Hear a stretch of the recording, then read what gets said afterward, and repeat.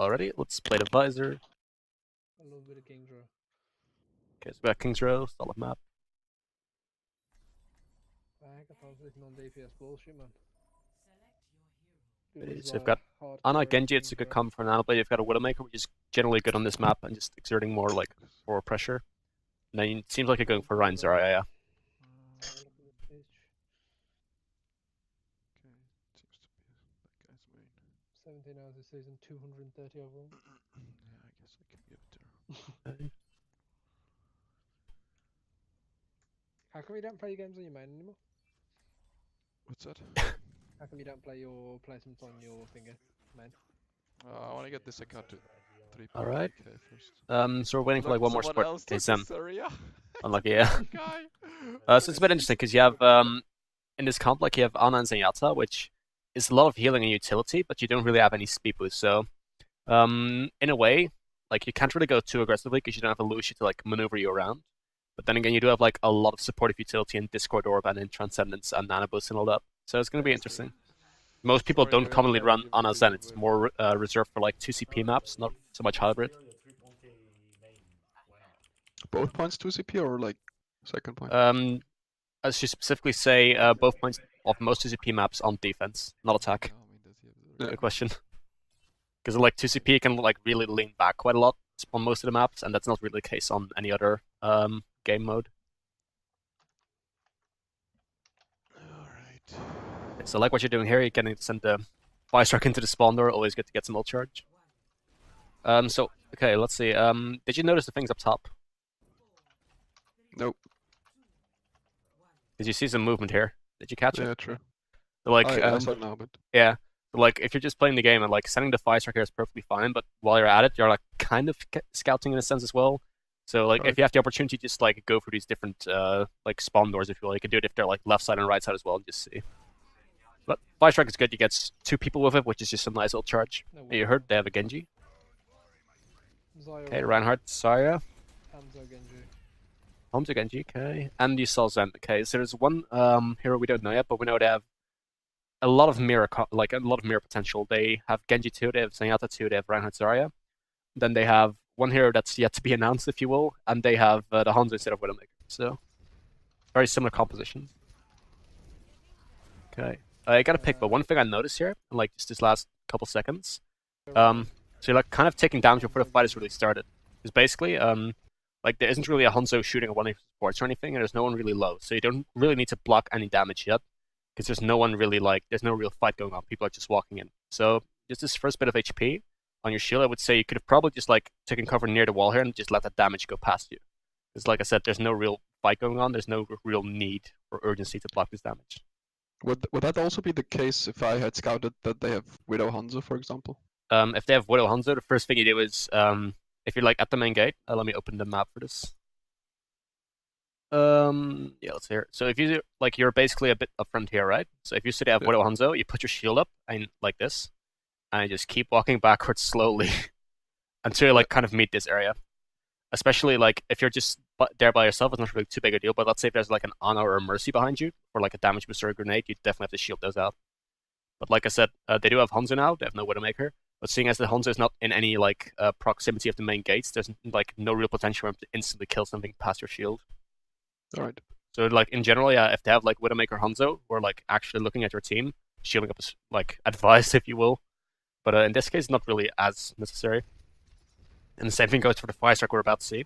This Fire Strike, it passes like through your shield instantly, deals damage to the shield, and it still does damage to people behind it.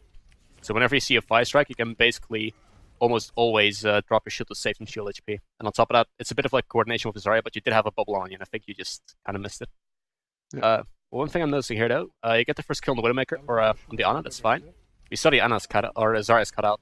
What I would do here is instantly charge like towards this wall. So you don't want to like go past this tree line here where you're like in the enemy team, but you want to make this charge. Reason being, if she's really close, you're gonna pin her into the wall, free kill, nice. If you just like scrape her on this side, you like knock her back a bit into your team, which is fine. And even if you totally miss her, you're like very close to her, and you can get the first swing on her to just get some extra damage and maybe even get the kill. Because they're not going to push without an Ana, and since they don't have Lucio either, they're not going to overrun you. So I would have gone for a charge here. But yeah, this is also kind of fine. we opted not to charge. You'd lose 1 now, but you did have 2 picks, so I can understand if you want to swing a bit and get some damage in, that's fine. And I would think about shielding out, yeah, this is good. As we saw, the Huns were shooting us and just shielding there, that's fine. Nice 5 strike. Good 5 man. Okay, the Zarya's hard charge bubble got popped. This is good though. Like you see the enemy runners discorded and you instantly got some damage on. Nice charge. Right, this is really solid. You just saw they had like Discord orb on the Reinhardt, started swinging at him. Landed a good pin when he was behind you, and then you saved your shatters though, which is good. You could have shattered, but you already saw you had 2 picks and you just played it out conservatively. Guys, I'm gonna sneaky shatter from behind. Sneaky shatter, let's go.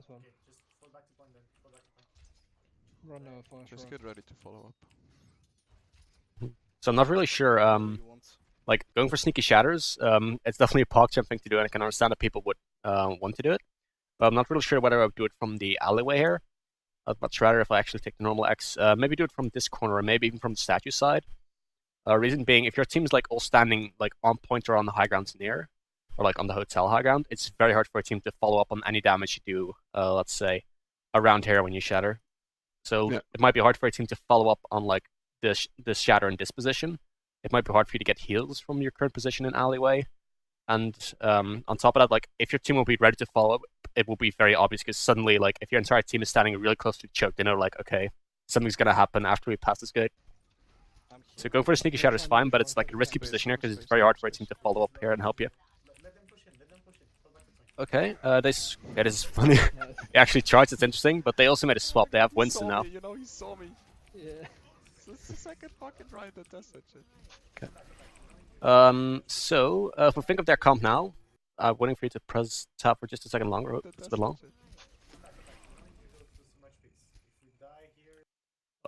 You're so fast at pressing tab. I want to see the hero comp again. Okay, screw it. So they basically swapped Zarya out for a Winston. What that does in essence, is kind of a common threat for most main tanks. With Winston, if like they're running Winston and Reinhardt, that means that your shield can't block damage from 2 heroes right now. Like you can't block Winston's damage with your shield, and neither can you block Reinhardt's damage. In a sense, that means that you'll be required to shield less because there's like less damage for you to actively block. But on top of that, there's going to be like more heroes in your face, and you will have to maybe start swinging a bit more. Simply because, like I said, you can't shield Winston or Reinhardt damage, so like swinging at them is the best way to like prevent them from doing things sometimes. Got a charge shield. They should have shatter soon too. This is good. Just retreating your shield, or sorry, recharging. Nice pick again. That's what you're doing now. You did it like quite well so far, but I would recommend maybe even staying a bit closer to the wall here. Because right now, like, you did well so far, so you recharge your shield and you like let the fire strike like go past you without taking it on your shield. But I would recommend just staying a bit closer to the wall because you don't really need to shield this entire area. It's an arrow. You kind of just like need to shield maybe like half of that. So like if you would draw your shield like in 2 parts here, you can maybe have like one part lean more towards the wall and then the other side actually blocks things. Because if you look at it carefully, all damage is coming in from the choke onto like the point is going to hit the left side of your shield. So you don't need to take like unnecessary damage on the right side of your shield anyways. Can maybe help in saving a bit of shield HP. I don't know if they've had Zen the whole time. Alright. I think they have, yeah, he's just been really far back. Then it was Zarya. Alright. I would consider maybe charging in here. Your Zarya has a team bubble, they don't have a Zarya to protect themselves, and their rank cannot counter-charge you. But you do opt for a normal kill, which is also okay. Okay, now it's time to get out. One of the things I noticed here, and it's not like going wrong right now, you get discorded, lose a lot of HP. As you can see, like you get bubbled now, but after that you instantly lose a lot of HP again. And especially with Discord Orb and Winston's damage, which you cannot negate through your barrier. I would say you want to be very careful now, because you're sub 200 HP, Really low. and now you're sub 100 HP. Okay, that's nice. Okay, that was a good reaction from Zarya to solo grab the Genji there. Really solid. It's gonna shatter soon. Okay, good job. You tracked the enemy's Reinhardt ultimate quite well. And you blocked it. Unlucky that your Zen was in front of it, but that's not your mistake in this case. I lose a lot of people, it's unfortunate, but they did have like a significant amount of ultimates, so I don't particularly blame you here. Good animation cancel. Unlucky. This is good actually. Oh man. So let's rewind like a tiny bit, because we had the part where the Ana slept you. Like killing this Winston was, I think, really good. Like saving your 5-strike until he was actually on the ground again. I would like, it will be a super try-hard thing to always keep track of the Ana's like positioning. if you were like really sharp on reflexes and really sharp on awareness, you could have maybe preemptively known that that sleep was coming because she was out of the fight for a bit. The Reinhardt was nowhere to be seen, and like you could maybe hear like a tiny audio window, but I must say it's like very specific and it's a very short time frame. So I would say if you're like really super aware, you might notice this. Otherwise, it's just like a bit unlucky. Shattering the Reinhardt is fine though, because if you took out the Reinhardt, you could have maybe retaken a bit more easily. I have a question about blocking sleep darts. Yeah, go for it. Do you use sound animation? How do you, Sound like, cues all the way. I'll try to rewind it, but like when the Ana like so like when Ana grabs her like sleep part, when you activate like the shift key, she basically reaches for like her handgun, and that makes like a clicking noise. That's like the wind up sound that you hear. Okay. And that's then, my like, after go-to. the wind up sound, there's like a little Then you have like, the animation like... of the gun shooting, and then you have the projectile moving as well. So there's okay. it's like a very short time frame still, so you can't like just block it like 2 seconds later if you will. But there's definitely like 2 wind-ups, like one for the gun that's like starting to be drawn, and then there's one for like the actual projectile moving. Like I rewinded a bit far, but we'll see in a second.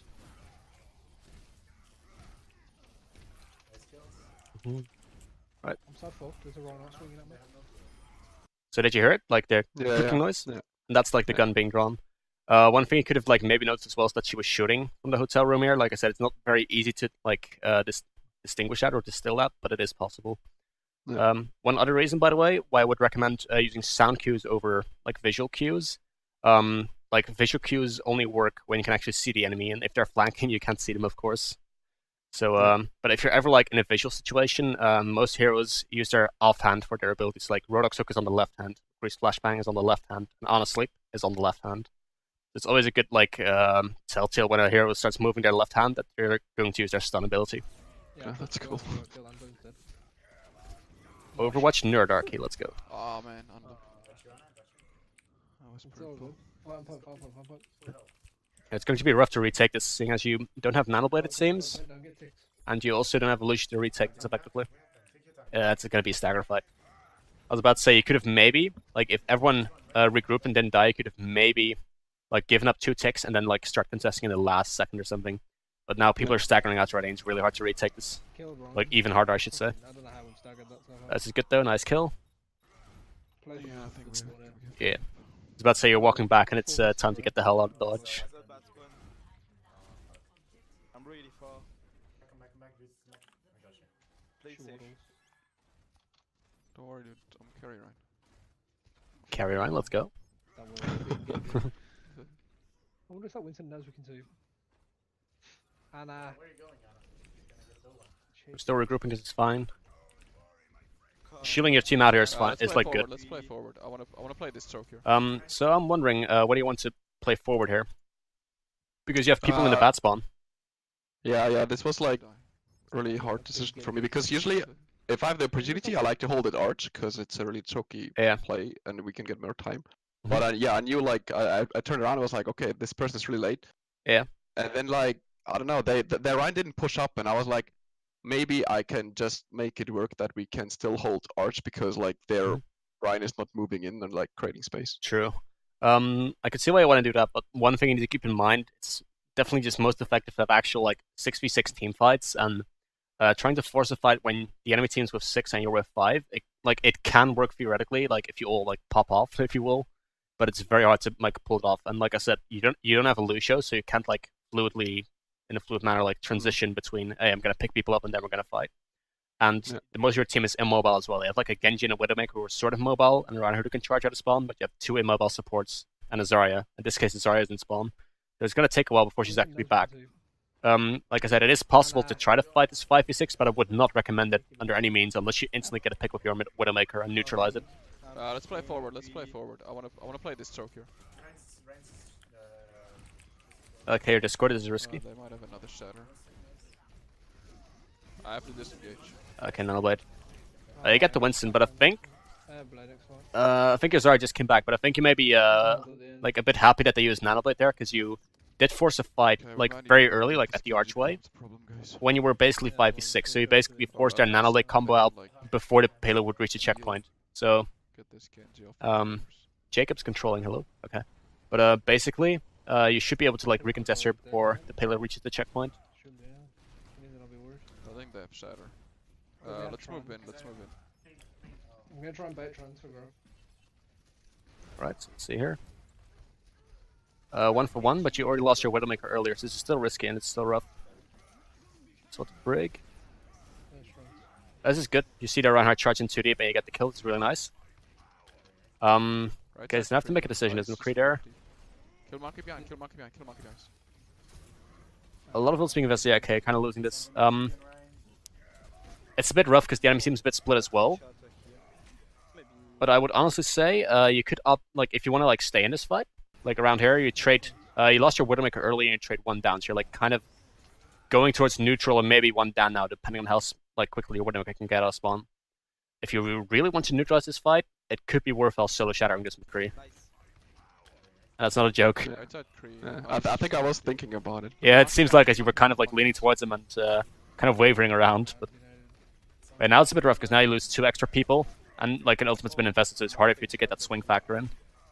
Yeah, yeah. I think I just didn't notice that most of my team was dead for some Yeah. reason. Yeah, I'm wondering if you also noticed, but your Zenyatta swap to a Brig, so you're running very low on healing now, in general healing, if you will. You might be like a bit better at dealing with their Genji, in a sense, but you're gonna have less healing overall in your tanks. 'Cause especially that Brig armor pack is probably going to be reserved for the Ana if the Genji ever like dives on her with Winston, because she'll need it most. Yeah. The team is still kind of staggering. Like, okay, it's unlucky. Good block here. You get the grab, nice. This is a bit weird. Like, this kind of happens in like regular solo queue quite a lot. But like on Streets phase, there was never really like any clean team fight where it was 6v6, and then you go into this team fight 1 down as well, and you manage to stabilize with a grab and I think a nano boost. But now it's like one of the first times again that we actually have like a 6v6 here. They don't have shatter. They wasted it. Okay. Once again, I wouldn't really. So one of the things I'm noticing, you're holding this very far forward. Is this something you do like deliberately, or something you more like do out of habit? Yeah. I like to hold forward to let my team put in poke into the spawn room, because like you can have this kind of disgusting sideline, and then like once I see them group up, I just like hard disengage basically to this corner on the left side we can see right now, and then like take just a few seconds to recharge shield and try to get like the clean fight, but hopefully so that like they had to use their shield and some resources because of the poke. Yeah. Let me see. So basically, this is like from the attacker side. Basically, you're holding a bit forward from the X here to get some damage in on the spawn. I think that's not bad in itself. What you need to realize is that by the time you like retreat back to here, and you like probably will have to use shield HP to like make this retreat as well, you're not gonna have a lot of shield when the fight actually begins. Because right now, like you said, you're creating like an angle or a sideline onto the enemy spawn door, which is a bit of free damage, but you're gonna also like deplete some of your own barrier HP. And especially like because you don't have Lucio, it's going to be hard to actually manage your shield and have it like back at 2000 when the fight is like around this little mark here. Because basically the payload is like just beyond that mark, and it's like the first corner where you can commonly fight the enemies. So like I would say going for like the like a bit of peeking there is fine, but you need to keep in mind that you probably will need your shield more when you turn around the corner again. And you're like 1200, 1100, probably going to be 1000. Okay, so 1100, 1000. Oh, just cool. Okay, this is wonky. Yeah. This is a bit rough. I'm gonna quickly rewind this. The fight just kind of goes messy. Because, like I said, you wanted to retreat here, which is fine. Or like after this. You get the wall, and then you're like become very much distracted with the Winston here. Like you become really obsessed with hitting this Winston. Oh, just cool.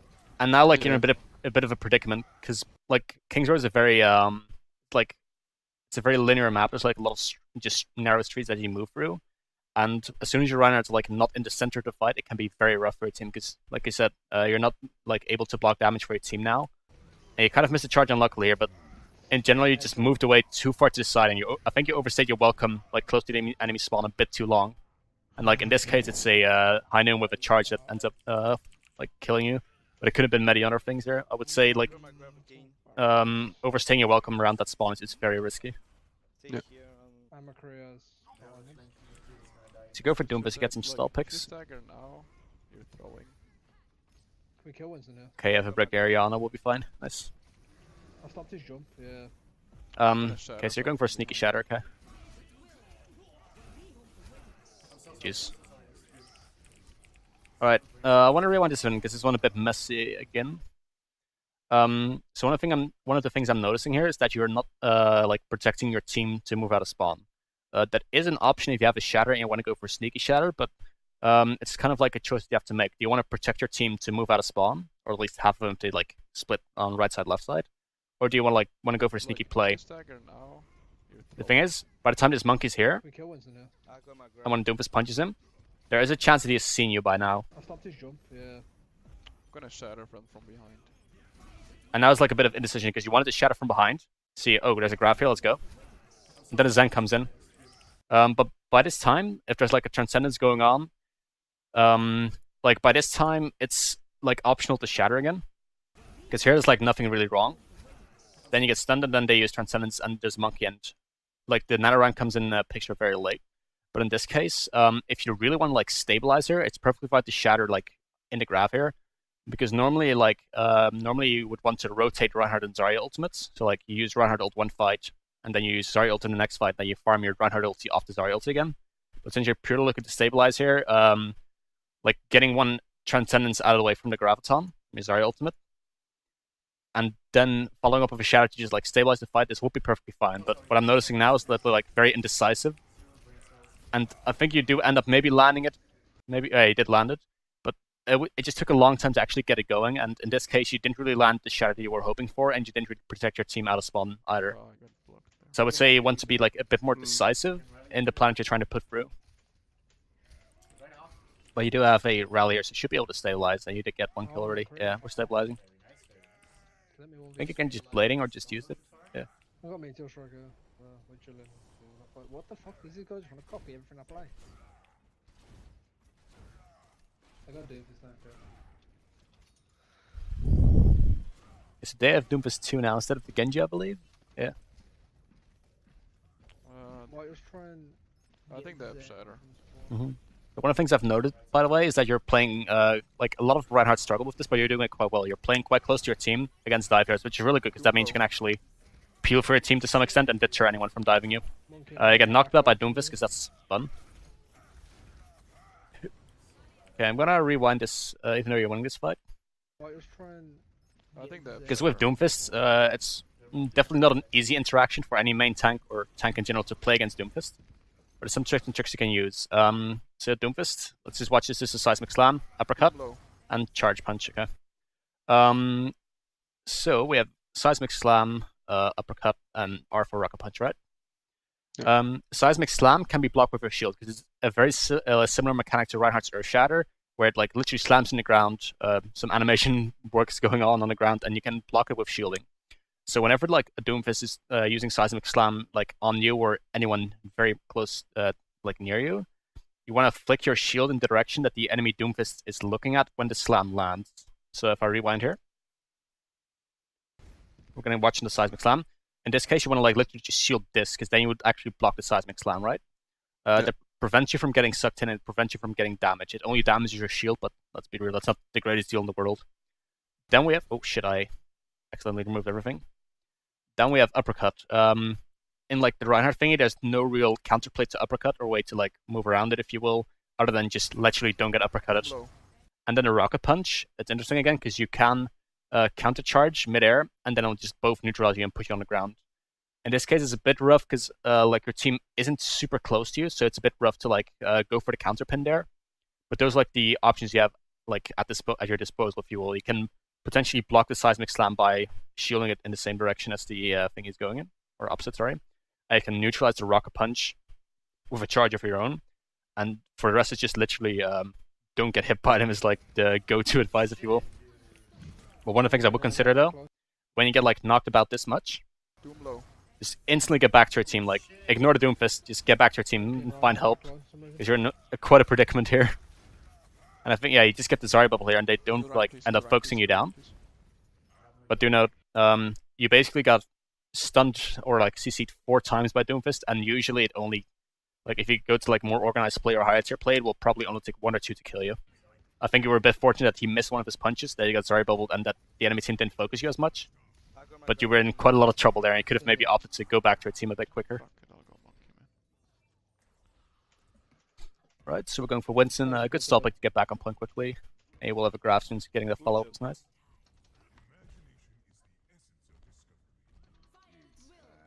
Yeah, Hammond comes in. Where's he graphic out then? Alright, so we go for the Doomfists. This is good, just like focusing a target that's low whilst contesting the point is still fine. Yeah, looking pretty solid, get some animation cancelling going, and nice S-chip there, okay. A pretty solid Winston play at the end there, like it's only one attack if you will, so I can't really judge it like too accurately. But what you were doing there is fine, just following up on the grab, contesting the point, hunting down targets that are low, and just getting some damage in, and like animation cancelling was fine. That's the defense round, and now I think we're going to go into Hammond gameplay. That means Krille can open up his mic as well. Alright, so we're running, let's see what the last pick will be, but we're running Zarya, Hammond, Shimada Brothers as DPS, Ana. It's all fine for now. Yeah, I don't know, it can be really good on first point, because like the statue gives you like free swings on pretty much everywhere. And I don't know, man, like I don't like playing Ryan. Pick a hero in Tux. I want to see what you're about to play. Fair. Tux, how much Hammond do you normally play? Do I go for Lucio? I don't know. My goal is to pick him up like this season or like get somewhat comfortable with him. Yeah. But I don't know. Overall, maybe 10 hours, maybe 20, something like that. I feel like I'm still really early at the beginning with like getting comfortable with him, getting like I don't know. I feel like I understand a little bit the things that I should do, but I don't execute them very well yet. Like sometimes I miss my shield, sometimes I like my pile drive. I miss it. Sometimes I like looking for a pile drive, like I don't know, by going on a box or something, and then I don't know. It turns out like the height is not big enough, and I get stuck on corners when I swing in, and yeah. So it's like you know the game sense element of it, like you know what you should be doing, but you just sometimes struggling like executing it and getting your rollouts done, and maybe like knowing the more intrinsic map spots where you can like do certain things. Like those will be your main issues then, or? Yeah, I think so. All right. So let's watch this unfold. I have a Lucio on. I think it's not very common to see this type of composition, but there's definitely some combo potential. One of the things you can do, of course, like Graph Dragon is a very popular combo, and it works with like Nano Blade and whatnot as well. You do have like a bit of shielding from the Zarya too, which is nice. One thing that I'm curious to see whether you'll use Pile Driver as like a miniature Orisa Halt, if you will, which is a miniature Grav in its own right. So like, for instance, if the Hanzo is beginning to use his dragon animation, if you like then try to CC multiple people into it by Pile Driver. With this team. I don't know, it just didn't really work for me. Like, I really tried to make it work, and I don't think I played really bad, but like, I don't know, man. So we see that have a Reinhardt, which is good. Let's go. This rollout's fine, just common thingies. Yeah, so we're going really deep here. I'm gonna rewind this in a second because there's quite a lot of interesting things to be said about this specific one.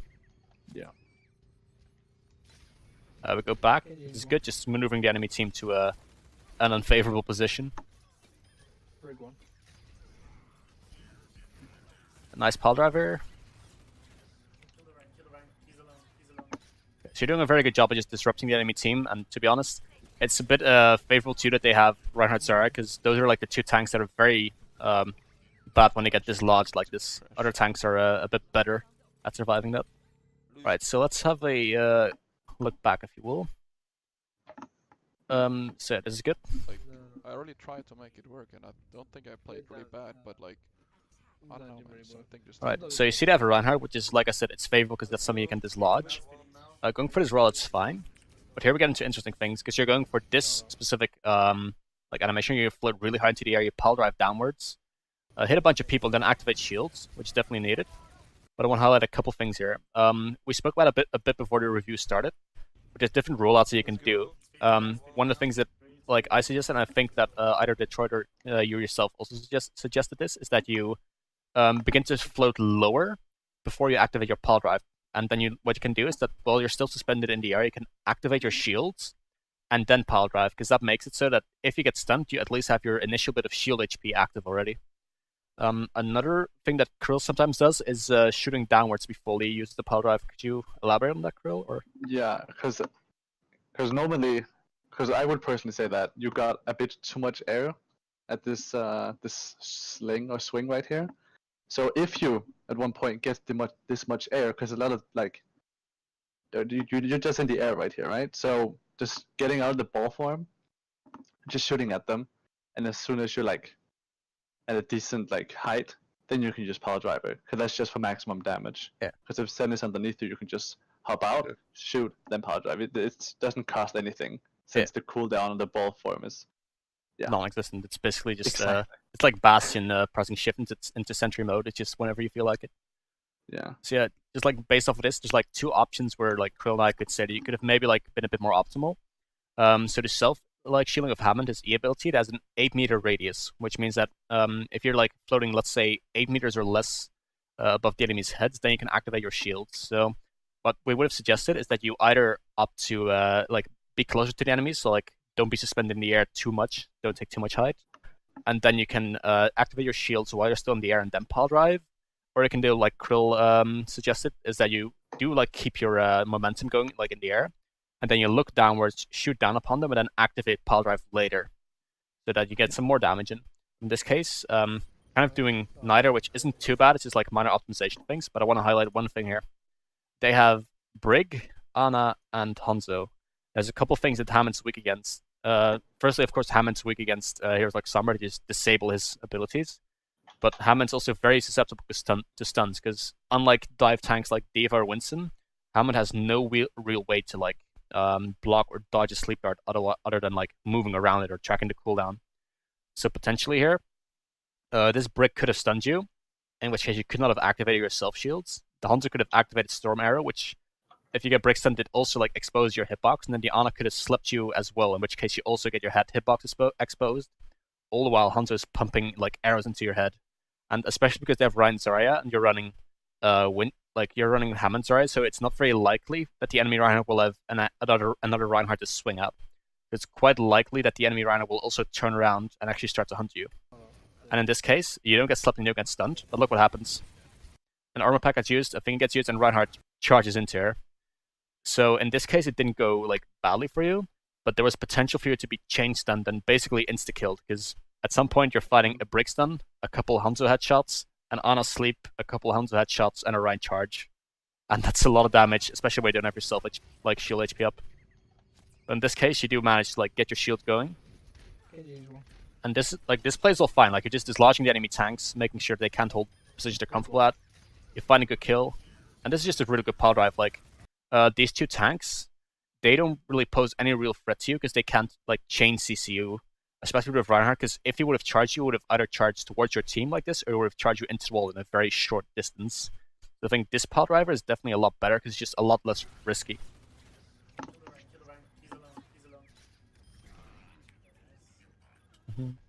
And this is just like aim.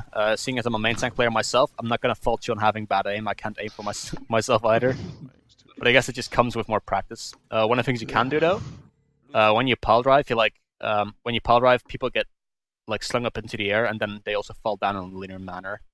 So one of the things you can maybe get into is just like tracking vertically. So when you pile drive, just literally track vertically and track this line downwards bit by bit. It's maybe like an easier way for you to get that aim going more consistently.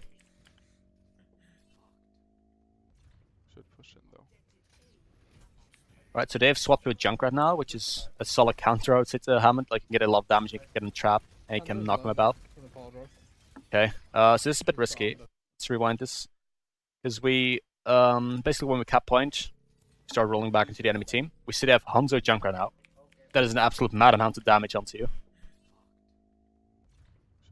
You already lost one, so I think pushing in is a bit risky. But you already saw they had Junkrat, and you saw Hanzo close by. And what you have to keep in mind as well, like even though you're dealing damage to them, because you're like playing with like your regular HP and not your shield HP. You're also giving the enemy team quite a lot of ult charge, and seeing as they have Zarya and Hanzo, and they have Junkrat, a Grav Dragon combo will probably wipe their team, at least for one fight, and then Junkrat can farm his ultimate, and Riptire, if it lands, will also shut down one team fight just cleanly. So I would say you would want to be a bit more reserved here in making sure you don't take too much damage. I don't know if Krille would like to elaborate on that, or... I mean, yeah, but I was actually just about to talk about the clip that just happened here. Let's roll. Yeah, because both Jason and I, we agreed that you popped your E just a bit too early. Oh fuck. But it's good that you actually like disengage as soon as you went in with the power driver. Actually, because this is also because it's a very important thing, especially when you play Hammond, is like your counters, right? And now are you aware of your counters when you play Hammond? Like big time counters. I mean, mostly Sombra and then Mei are like I think the worst candidates, and then probably just stun and burst damage maybe. Yeah, no, exactly. Because we agreed just tonight that if you see a Sombra and Mei, you're gonna have a very hard time. So you're almost better off just swapping or just playing very conservatively, so you don't get frozen and hacked. Yeah, like those are very like specific counts, of course, but also things that I watch out for is any burst damage close to a stun. So let's say if a Hanzo and an Ana are playing together and the Ana sleeps you, the Hanzo can get a lot of burst damage into. In that sense, that can also be a counter, not per se in just raw hero picks, but also in just like how the enemy team is adapting to you. And same thing can kind of be said for the Junkrat now. If he traps you and like the Hanzo starts shooting at you and Junkrat starts shooting at you, it can be quite nasty. Yeah, I think I can agree with Krille yesterday that you switch a bit early. This is just unlucky. We went over this in reviewing. We're just gonna make it clear, but it's nothing to blame me personally for anything. No. What happened is that you actually hit the lamppost, and that knocks you down. Like this, and then you just lose your momentum. It's very unlucky. I guess it's just like kind of very niche map specific things, and maybe you get kind of unlucky with the Lucio just speed boosting you, so like a bit more momentum. But just to clarify, like what happened there, he just hit the bottom of the lamppost, which knocked him downwards. Yeah, and then I roll over. Yeah. Junkrat's depth mines, you know. Yeah. The passive, that's also unlucky. Getting that objective time? Oh. Yeah. Now Lucius finally on it. It's better. Yeah. Right, so we went over this in preparing already. Krille, could you highlight this section again? Oh my God. Yes, sir. Let's rewind it until we're like at the engagement, if you will. Yeah. Jason and I think all of us were actually very happy about the position you took up there. The top level's good, yeah. Yeah. And a personal comment from Jesse that, because he's done it multiple times actually, because you use your minefield above, right here, yeah. Use minefield? Yeah, he specifically also said that he's done it multiple times, and at that point, you probably shouldn't bother using the power driver, but the combo, because I know you did the combo, and you are aware of the combo, right? Yeah. So minefield first, then pile drive into it. Yeah. I'm pretty sure Jesse said at this time that there's no need for the combo there, just because it's so up close. Yeah. There's so narrow that you don't need to extra CC them into the area. So you would have pile drive first and then mind. Worst case, yeah. If you want to do some kind of combo, probably that, yeah. One thing that we one of the things we also wanted to highlight, sorry, is like with Hammond, if you're like you were kind of moving the payload a bit, but if you're not like fighting an enemy actively, I would instantly look to set up for a new engagement. And in this case, I would instantly set up to where the Hanzo is standing here, because the enemy team will try to contest and they will move through here. So just sitting up this top left ledge here, and then just pile driving down like whichever target wants to move through could be a very valid option. So you do like eventually move there, but it takes like a good 10 seconds, and in terms of retaking an Overwatch, a good 10 seconds is a long time. So you do get like a good pile driver, but I would have opted to take that top left ledge just a bit earlier, so you can be like more active in the fight that's happening, and make sure so you have less downtime, if you will. Because if you're not fighting things as Hammond, and you're not setting up for a new engagement, then the question is like, you're not really blocking damage for a team. So what would you exactly be doing then? And I think in that case, setting up for a new engagement would have been best. So taking that top left angle and just making sure that whoever comes through gets pile drive, I think that would have been a better call than kind of sit around from range. Would you pile drive early or let them walk a little in and then pile drive more like their backline? Depends really on what hero is moving through. I think I would generally just try to pile drive the front line a lot more, because with their backline of on a break, it's going to be very hard to actually like get some solid work done on their backline. Their tanks, on the other hand, don't really have the same amount of CC or self-sustain, so I think just focusing down those tanks, especially with your Hanzo nearby, is maybe a bit better, because it like makes it a bit easier to get the follow-up going, and it's a bit safer for yourself as well. But this is solid stuff. This Junker got deleted by a Hammond and a Genji diving on at the same time. That was really nice play with you and your duo Q friend, or like trio Q friend. Okay, you get nano boost, you get trapped, but it's all fine. You do get like a lot of like good kills and nice damage follow-ups. This is all really clean. Now it's power drive again. Oh, they swapped to Moira actually, they don't have on anymore. My bad. Get you one, get you one, get you one. It's good. Huge dude, huge dude. Alternatively, you could have maybe opted to melee the Genji. But in this case, the fall was fine. I think this is risky again, because they either have triple DPS now. Okay, you press tab so quickly, Jesus. So they have Pharah, McCree, Junkrat. All of which I think are very strong like picks against Hammond. In the sense that Junkrat can trap you, McCree can stun you, they can all put damage in you from range, and especially with Pharah, it's going to be very hard for you to actually get, like, find relevant damage onto her. Okay, and they swap to Winston. Okay, this is interesting. I want you to press tab, hopefully in the VOD, and then we can analyze a bit deeper. So they have a Winston, who is like Winston fares pretty well against Hammond, because Winston can actually just ignore Hammond and like not really be bothered with his CC or mobility too much. They have Pharah. How many DPS are we seeing? Jeez. So they have Zarya Winston, or that's your graph, sorry. Okay, I'm really hoping to press tab because I think. Okay, now I picked Roadhog. I think we're looking at least 3, quite possibly 4 DPS in the enemy team right now. I think it's 3 now though. But this is good though. Getting some damage in and following up on this Roadhog is really nice. Okay. Only me. I'm still waiting for you to press tab. Okay, but let's just analyze some things. Okay, I'm gonna stop here because we need to talk about other things. We saw they swapped to McCree, Junkrat, Pharah, then one of them swapped to Roadhog, so I think one of those heroes swapped to a Roadhog, which is also solid counter. And they have Winston, Moira, and I think they still they have Genji here. So just looking at their team comp, you can't really deal with Winston too well because he's also precision on the high ground and he can just jump away whenever you want to do something. So it's not really as easy to focus him down, and it's not very easy to peel for your backline either, because Hammond's just not really too good at that. He can get some damage in, but not really in an ideal manner. We spoke with the DPS, Pharah, Junkrat, McCree is all like very strong picks against Hammond, and I think one of them swapped to Roadhog, which is kind of the same thing. You don't really want to end up diving a Roadhog because he's just gonna hook you and just heal himself out. So we're looking at like a bit of an awkward composition. The question is what hero they want to dive, and I think you're going to be looking at actually diving either the Junkrat or the McCree or playing really defensively. In this case, Moira one. you could have maybe opted power drive like your backline here and just okay, you're a bit late in that.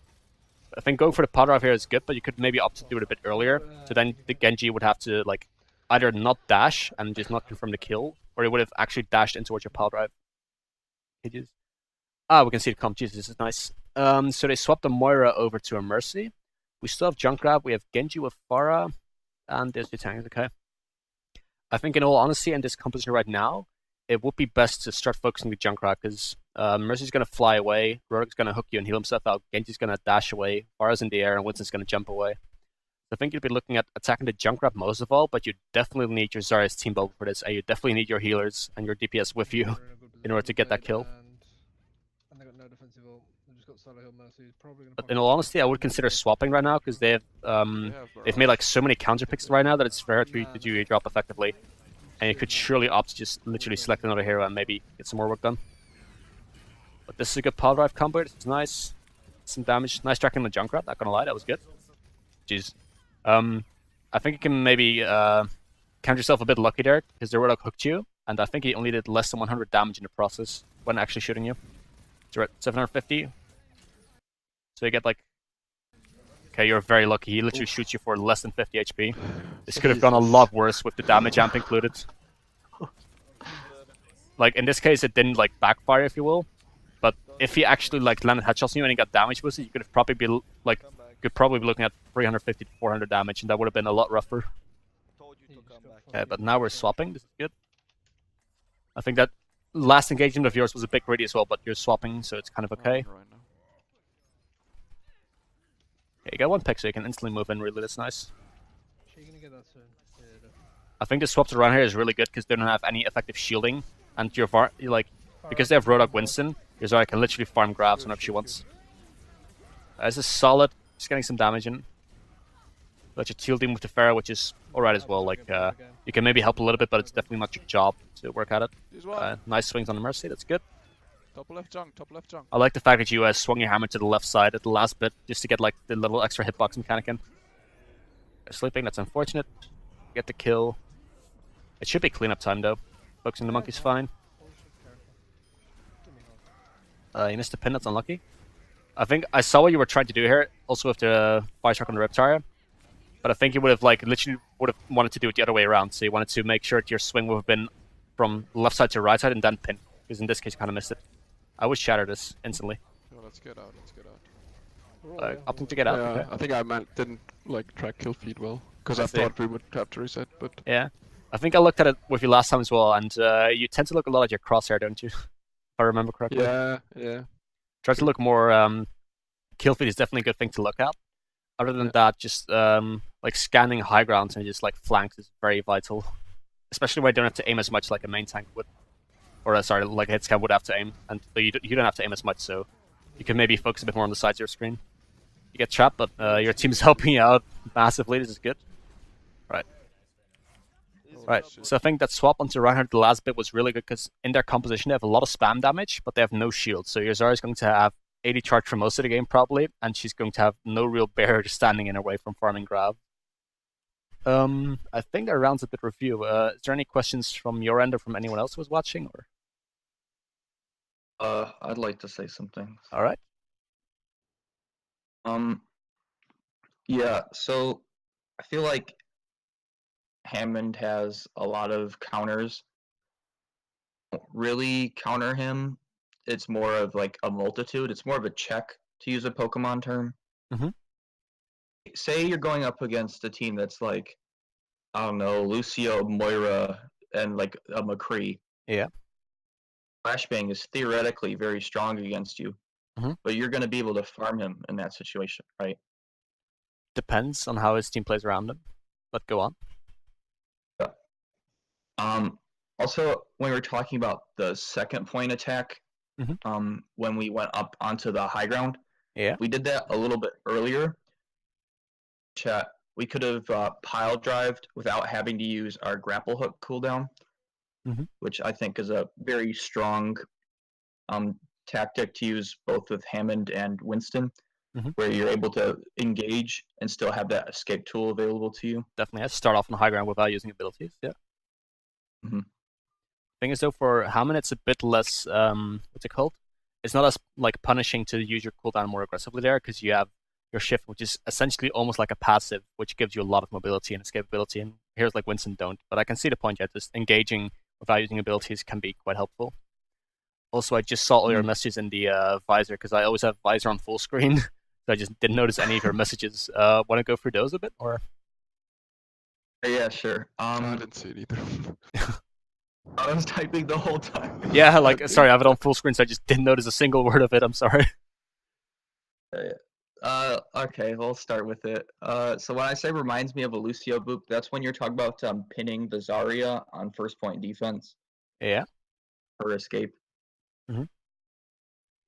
Oh yeah, like pin. yeah. So like the short distance, you mean, or? Mhm. It's first point defense. You said right? Yeah, when she was trying to disengage. Oh yeah. That's a very similar concept. Yeah, just like hitting the edge and just bouncing her back a bit. It's a very similar mechanic. Yeah. Mm-hmm. Oh yeah, and I was talking about like when we were holding very far up with Reinhardt without Lucio, we're not able to retreat very quickly. I find it's very hard to hold these like long sight lines. Definitely. You mean by archway? I think it meant by third point defense where we were close to the enemy spawn. I think it meant that part. Oh. Or I know we were talking about that on the third point defense. This one. Let me quickly play for you. It's this part, basically. But then like more far forward, of course, but it's like this section of the map. Yeah, when I got pinned by Reinhardt. I'm gonna have thingy soon. Yeah, we're just gonna rewind it just so we know where we're at. at. When we were basically spawn camping them on third point. Yeah, I know what part you mean. 20 seconds. 20 seconds. Oh, we're almost there. Up here. Yeah. Like this is such a long sight line. Like all your resources will be depleted by the time you retreat around the corner. And because there's no snipers around, there's no real need to hold a long sideline, like we said. Free damage, and we break their shields before they can. So you'd say like they don't have shatter. They generally, it's really not absolutely not favorable to hold here. Like most of the time, you would really want to hold the back, like the corner one back. You can hold here, but for a very short period of time, because you need to be able to get back to the corner without anyone dying without using any like relevant cooldowns and still having like a 2000 HP barrier up. That's like the kind of time you need to go for, and that means you can probably stand like in the open here 2 to 3 seconds, I would say, and then send a fire strike out. I don't know if you play much like flex support like Ana or Zen, but like understanding like how you have to change your playstyle as a Reinhardt based on your support comps. You're essentially a low mobility hero here, and you need to be able to rotate quickly, very smartly, because you don't have speed, right? You know, if you had something like Ana Lucio, I think holding here would be a better option because you're better able to control your engagements. You can transition between things smoothly. Like Ana Zen here. Ana Zen or Brick Ana, I believe. Passively, immobile though. Because your supports aren't enabling you so much, and you're not able to pick your engagements. Definitely true. Yeah, like if you're running with a Lucio comp, you can have a lot more fluid transitions, if you will, a lot more fluid rotations. And if you're playing with like immobile supports and immobile tanks, all your rotations will be a lot shorter in distance, so you can't really like hold long sidelines for a very long time because, like I said, it's a very long distance you have to traverse. But definitely true. Yeah. Other things you want to go over, or? Yeah, I think at the end we were talking about like the Genji was blading our supports. Yeah. Pile drive, I think, is a really strong anti-dive tool, actually. Covered in like Hammond v Hammonds, because you know if you get pile drived as Hammond, you're hit up high enough where you can counter pile drive. Specifically the Hammond v Hammond, especially against Genji in particular, I think is very weak to getting pile drove, but also Doomfist.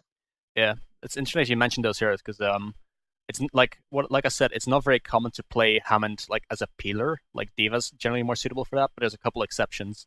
The thing is, Winston and Diva, when you play them defensively to peel for your backline, you can like literally eat shots or projectiles. There's like a couple exceptions.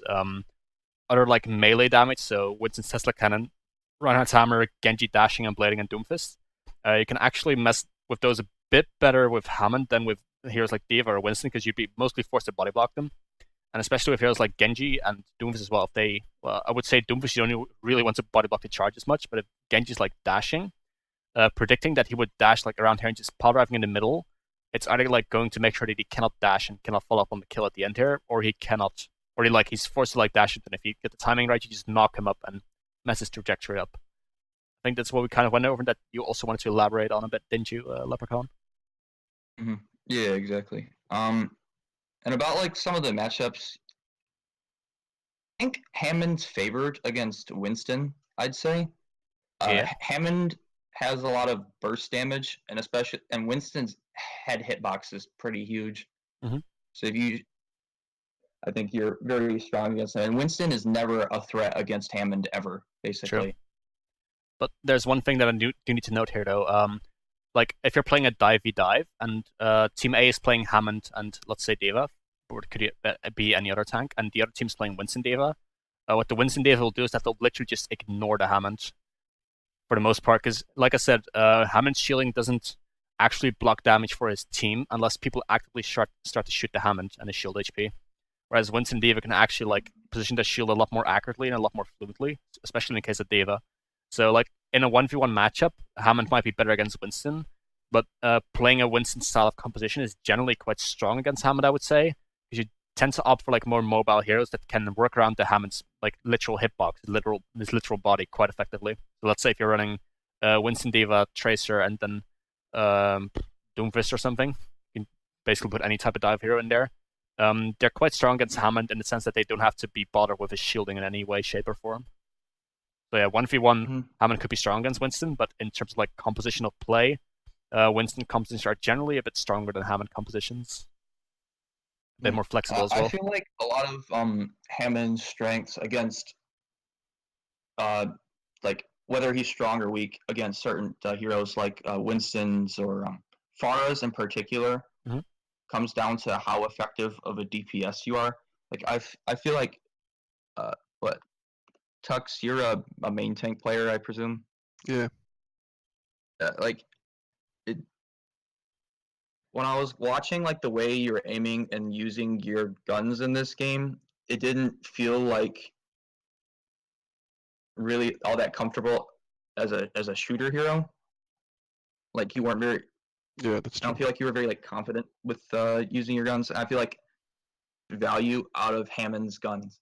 I think that's what really adds his value. I mean, he has 15-meter fall off as opposed to D.Va's 10, so you can put in a lot of more poke damage. I think you're very focused on the pile drivers in particular, but his primary fire I think is a really big part of his kit. So like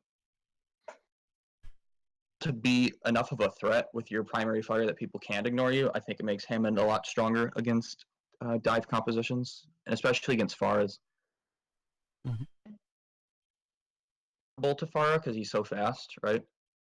But he really doesn't do a very good job of protecting his team against Farah the same way Winston, D.Va, or even Reinhardt would, right? Down to you trying to get in her face the same way a dive tank might try to harass a sniper, right? In a sense, yeah, but you do have to keep in mind, if people are playing with Farah, they're probably playing with Mercy as well. And they have to out-damage 50 HPS, which can be pretty rough. Yeah, Farah Mercy is a different story than just Farah, for sure. Yeah, true, but most Faras will play with a Mercy in general. There might be like some exceptions or like solo queue cases, but in general, if you're playing against a Farah, you're probably going to play against a Mercy either instantly or very soon. But yeah, I think we went over all the comments you posted in Visor that I missed prior because I was on full screen. Any other questions or comments from anyone? Roadhog is probably the other like top 3 counter I feel against him, up with direct May counter, and Sombra. For sure. Definitely in direct counters, yeah. Like, but the good thing is, and I like that Tux recognizes that he just instantly swapped to Reinhardt and let his Zarya just feed off of Winston Roadhog because there's no real shield to block anything. It's a big rock paper scissors meta right now. In a sense, yeah, but just like picking a hero like Roadhog, it can work very well against Hammond, but then again, Roadhog himself is very exploitable as well, which you guys did do well in this game, by the way. Like, you just got like a lot of grab charge off as soon as you swapped to Reinhardt again. Yeah, that's what I'm saying. Like bunker comp is super strong against Hammond, but then bunker comp ends up being weak against like Rein Zarya in a lot of situations. Particularly when you're holding low ground, I feel Orisa Hog is pretty weak right now. Yeah, but like if you're Orisa Hog, you're almost de facto holding low ground, unless you set up on high ground prior, but you don't always have the luxury to do so. I think Orisa D.Va is pretty strong when you're able to hold Orisa D.Va is better, because it adds more flexibility to your bunker comp. You can actually have a bit more shielding because you have a Matrix. You also have like a decent shield break with your micro missiles, so you can still win like shield wars. And it adds flexibility to your shielding because you can maneuver around and actually put your Matrix up when someone's flanking, for instance, which you cannot do with Roadhog. In general, I always recommend that you still play D.Va together with Orisa rather than Roadhog Orisa. It adds just that much more flexibility. D.Va OP. I wouldn't say she's OP, she just has something that other heroes can't, and a couple of those things combined. She has no competition. In essence, yeah. A question about counters. Yeah? So I watched Muma stream some time ago, and they had a Zombra and he was playing Hammond, and he was like Zombra doesn't counter me because I can play around her. I just play differently, and like if I want to win, there's no reason for me to force Hammond because I like playing Winston and Reinhardt and all the others. But I feel like sometimes it's still interesting to kind of play against your hard counter because it allows you or it forces you to learn a style that you're maybe like that is only like you only learn through the Sombra, right? Like for example, if I force a Hammond against a Sombra, I have to really be aware of like not going in, like not giving her the opportunities for the hack, like playing really passive, getting value out of playing super passive, maybe being aware of is Sombra in my backline or is it in their backline, and I don't know, do you think it's somewhat reasonable to sometimes try it a little bit into like one of the hard counters like Sombra and me?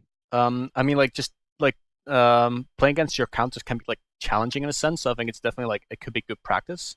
One of the things you need to keep in mind though in like the Hammond and Sombra matchup, all of Hammond's abilities, with the except of like a shift when you start rolling into a ball, those are all like absolute and fully committed abilities. So Pile Drive has a 10-second cooldown, and I think Self Shield is 5 seconds if I'm not mistaken.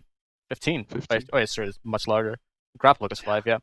So let's say if you grapple hook in, Pile Drive down and activate your shields, and you then get hacked. That means you've got all your abilities on cooldown anyway, so the hack doesn't affect you that much, bearing the fact that you can't roll away. And like you still refresh your cooldown whilst you're hacked. So I think like in the Sombra v Hammond matchup, if you can like get value out of your abilities before you get hacked, Sombra isn't the biggest threat in the world.